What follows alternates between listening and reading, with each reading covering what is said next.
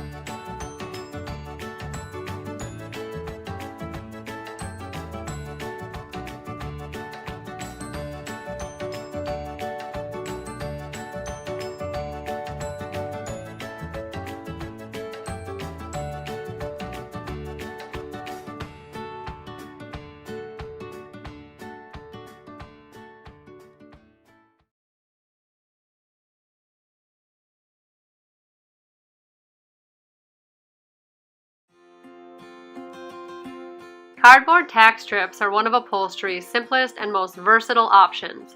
We can use them to quickly create a nice straight finished edge.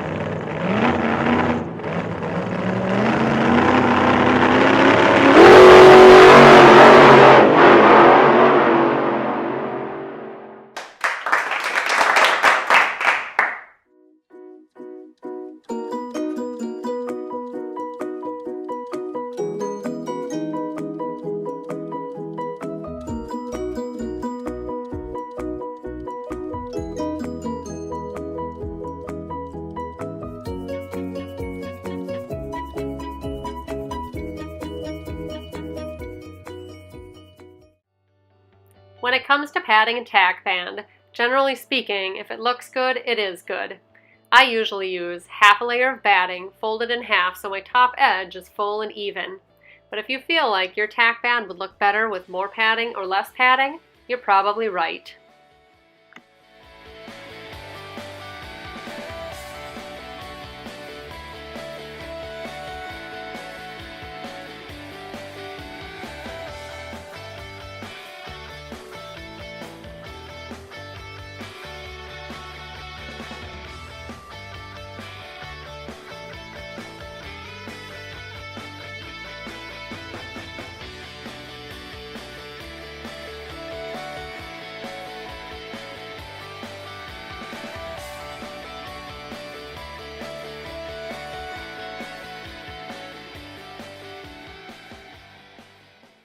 Okay, now as you can see, we are just about up to the leg, so we're going to have to make a cut to go around here. And I'm going to find the point where my leg runs into my frame and identify it. There we go right there. And I'm going to angle from the center of the leg out to it. And then what I do after that isn't terribly important. But let me show you what happens here. Cut up here. Cut on over to here. Now I have fabric to fold right here along the leg because we have the same occurrence here, but a lot of times people will mark it way out here, and then when they start stretching, you can see how far off it is.